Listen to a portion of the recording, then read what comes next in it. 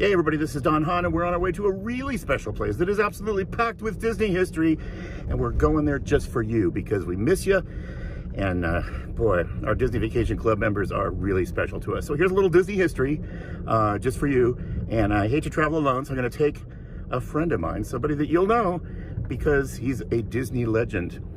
So here we go, special place, Disney legend. Hold on tight.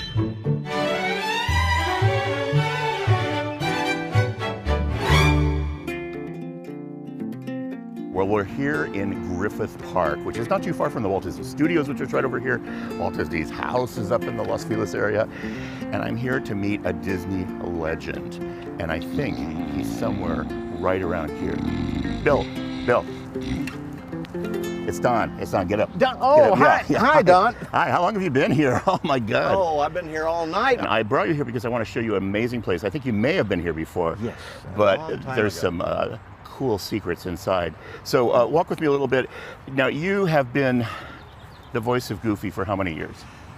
In this coming January, 2022, it'll be 35 years. Are you kidding? What was your first movie or your first project? It was called Disney's Doggone Valentine, a DTV television show where I had to replace a line of dialogue, and they liked it enough. They've been keeping me all these years. And you were hired. Yes. Oh man. Well, I've certainly been around long enough to work with you, which has made me a lucky man. And here it is. So this is Walt Disney's barn. And in the first place, a lot of people don't know Walt Disney had a barn. No, you'd think he had a house. Yeah, no, and he must have been very cramped living in here. But this was his railroad kind of barn, I guess. I mean, it's funny because when I thought of a railroad barn, I thought of you and I, because we know nothing about railroad barns. No. So, but to help us out, we have somebody great here. Doug Marsh is here. Doug, come on up and say hi. Well, hello there. So good to see you again. Thanks for meeting us here. And nice to see all of you. Doug is the trained professional, unlike us, to tell us a little bit about Walt Disney's barn. So, why is this here? Yeah, why is it here? This is, you would call this Walt's man cave. This was his happy place. It was built in 1950 in his backyard. He had a backyard that's a little bigger than our backyard. It was called Yensid Valley. He leveled out an area. Yensid meaning Disney backwards. You are good. I can spell. Bill Farmer, ladies and gentlemen, Bill Farmer. Yes. Spelling bee champion. Yep. So he built the barn because he loved barns from his childhood in Marceline, Missouri when he was a little boy. Yes. He worked on the railroads. Yes. He said they were the happiest years of his life. But he never forgot the importance of that little farm and those trains when he was a little boy. So when they built their house in 1950, he'd already seen trains at Ward Kimball's house. And then Ollie Johnston had miniature trains in his backyard. I feel left out. I don't have any trains at home. Well, the day is young. Yeah. Well, we're actually going to help you out to your car with this. We'd like to gift this to you. This is a train that Walt bought and never restored, or what's the heck? Yeah, what's the story on this? Walt actually purchased this at the famous Bassett Loke miniature shop in England. It got water damage in the crossing, and so he never actually operated it in his backyard. The one he ran in his backyard was the Lily Bell, which is currently at the Family Museum in the Presidio. Right. And that was based on the Central Pacific 173. It's a 1/8 scale replica of the full-size Victorian original. At Disneyland, engine number 1 is a 5/8 scale replica. 5/8. Meaning it's much bigger. Right, 5 times bigger than the 1/8 scale. Is that right? 5/8 the size of the full-size, except for the cab. And you know why they didn't create a 5/8 size cab? You would need little teeny people. 5/8 scale people. Bill Farmer once again. There you Thank go. you. You know what? You should come here and do the tours. I'd love to. Wouldn't that be great? Yes. You could have like Goofy doing a tour. And no one would get on argue the train, folks. It's a natural.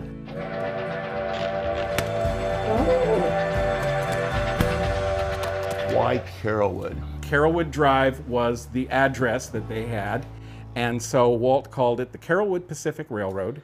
From 1950 to 1953, Walt had people come by just about every weekend.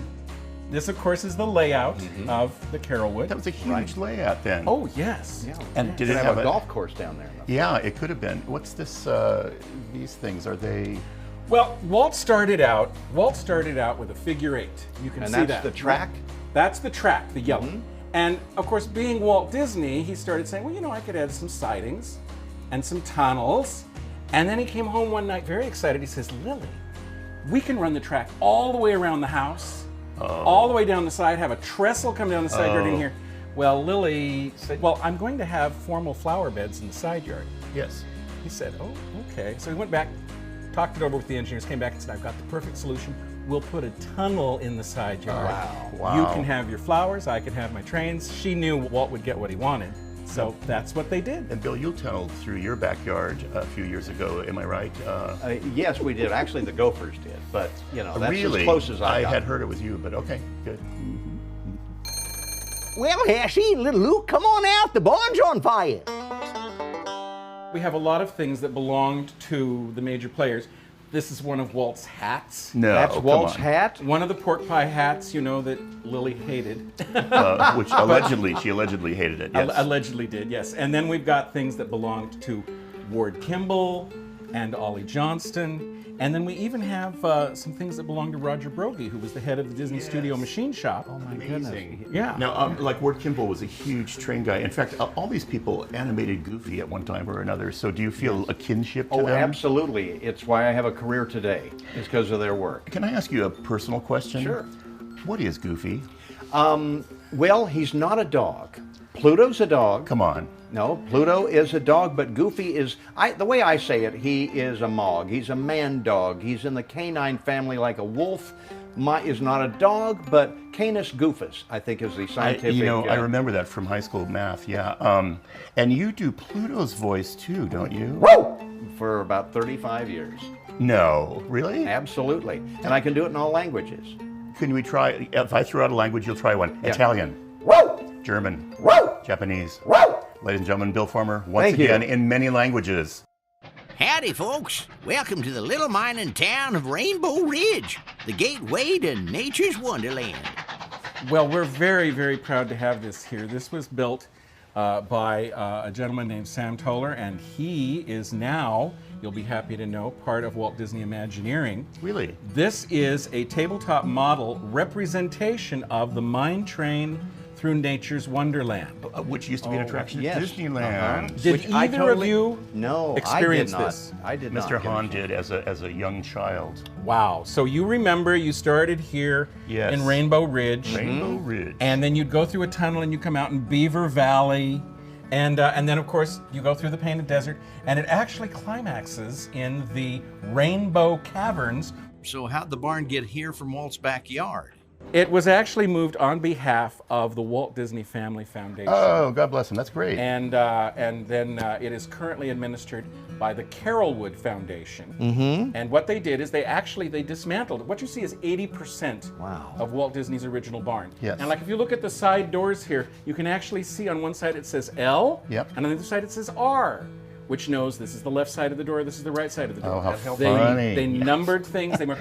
Walt had an engineered sag in the roof to make the barn look old. Yes. And so they had to replace all of the rafters in the correct sequence so that little sag would still be there. Now outside, the landscape was built so that the barn is minimized in scale from the outside. Almost like a forced perspective, so it's just a little optical illusion. This is a lovely place.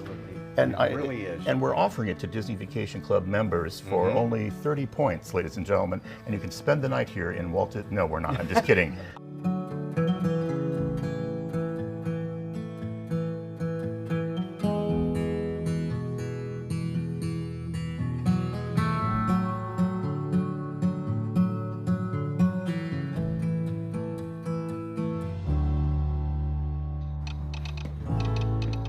Wow. This train has stops in Altadena, Pasadena, and Cucamonga. I always wanted to say that. Wow, this is incredible. Your ticket, sir. I'm sorry, I don't have a ticket, but I need your help because I'm wedged into this seat and I can't get out. Well, Don, you got to see this. Yes, but I think Don has discovered the reason they took these cars off the rails eventually. This was built on the Disney sound stages at the studio in 1955. Really? Wow. They are 5/8 scale trains. Walt discovered he didn't have to custom make the seats. This is incredible. If this seat seemed familiar to you, if there's like the smell of peanut butter and jelly sandwiches coming to your mind. Sorry. Because they're actual school bus seats from the 1950s. This is why I can't get out. They actually expected 4 people across Wow. No, to come on. sit in these seats. Yes. Four people tiny across these. people. Right. And then in 1958, they opened the Grand Canyon diorama scene, which was viewed through those windows over on that side. Yeah. And of course, people couldn't see the beauty of that amazing diorama scene. So they quickly got some additional cars and put them on the line. This one was Walt's favorite. This was the baggage section of the Combine car. And when Walt was working as a news butch, he actually would take his breaks in the little baggage section of the Combine car. And the rest, as they say, is history. Hey, can one of you guys help me out here? Oh, yes. I just cannot. Oh, for some Don! reason. Oh my gosh! Look at this. This is Ollie Johnston, who was one of Walt's animators, built this, and this was in his backyard in a town called Flint Ridge. It even says so on the side. This is incredible. Yeah, the people that live in here could fit on those train seats. I know, boy, I can't live in here. Yeah, all those guys were so deeply into trains, and their kind of worlds they built around them were really fantastic. And sadly, this is where our tour comes to an end. And Doug, are you around somewhere? Can you help us? I just want to say thank you to Doug Marsh for showing us around, and thank God you showed up today, because our knowledge of Disney train history is pathetic, I think was the word I was looking for. I've learned a lot I have today. too. So Doug, thank you. Thank you to the Carolwood Foundation for hosting us. You guys have to come out here and visit whenever you get in Los Angeles and Griffith Park. Oh my God, it's amazing. And Bill Farmer, you're amazing. You've worked around the company for as long as I have. And what does it mean to you when you think of Walt Disney and now you're looking at some of this memorabilia? And you've done Goofy for so long, and thank God. What does all that mean? Well, this keeps Walt's memory and visions and accomplishments alive. Yeah. And you really sense Walt's presence when you come here. And it's just delightful, and I'm so glad to be a part of it. Thank you so much, Tom. It's my pleasure. Until next time, who knows where we'll decide to go? Who knows? It's scary. Hey, Disney Vacation Club members, thank you for logging on for us, and we will see you next time. Thank you, Bill Farmer. Thank you, and gosh, thank you too. We'll see you real soon. What he said.